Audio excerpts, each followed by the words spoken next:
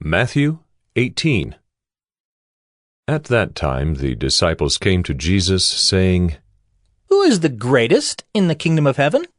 And calling to him a child, he put him in the midst of them and said, Truly I say to you, unless you turn and become like children, you will never enter the kingdom of heaven. Whoever humbles himself like this child is the greatest in the kingdom of heaven. Whoever receives one such child in my name receives me. But whoever causes one of these little ones who believe in me to sin, it would be better for him to have a great millstone fastened around his neck and to be drowned in the depth of the sea. Woe to the world for temptations to sin, for it is necessary that temptations come, but woe to the one by whom the temptation comes. And if your hand or your foot causes you to sin, cut it off and throw it away.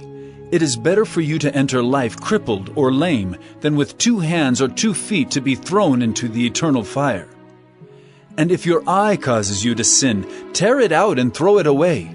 It is better for you to enter life with 1 eye than with 2 eyes to be thrown into the hell of fire. See that you do not despise one of these little ones. For I tell you that in heaven their angels always see the face of my Father who is in heaven. What do you think? If a man has 100 sheep, and one of them is gone astray, does he not leave the 99 on the mountains, and go in search of the one that went astray? And if he finds it, truly I say to you, he rejoices over it more than over the 99 that never went astray. So it is not the will of my Father who is in heaven, that one of these little ones should perish.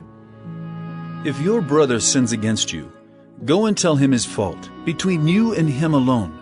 If he listens to you, you have gained your brother. But if he does not listen, take 1 or 2 others along with you, that every charge may be established by the evidence of 2 or 3 witnesses.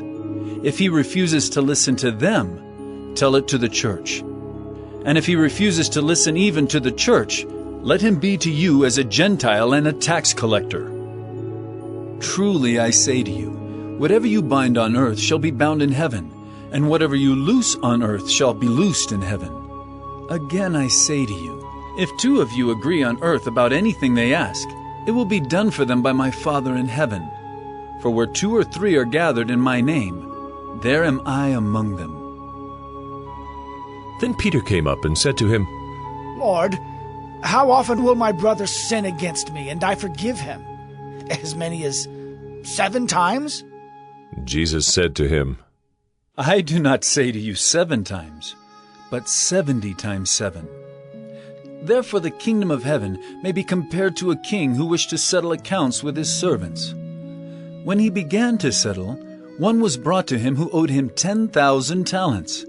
And since he could not pay, his master ordered him to be sold, with his wife and children and all that he had, and payment to be made. So the servant fell on his knees, imploring him, Have patience with me, and I will pay you everything. And out of pity for him, the master of that servant released him and forgave him the debt. But when that same servant went out, he found one of his fellow servants who owed him 100 denarii, and seizing him, he began to choke him, saying, Pay what you owe. So his fellow servant fell down and pleaded with him, Have patience with me, and I will pay you. He refused, and went and put him in prison until he should pay the debt. When his fellow servants saw what had taken place, they were greatly distressed, and they went and reported to their master all that had taken place. Then his master summoned him and said to him, You wicked servant, I forgave you all that debt because you pleaded with me. And should not you have had mercy on your fellow servant, as I had mercy on you?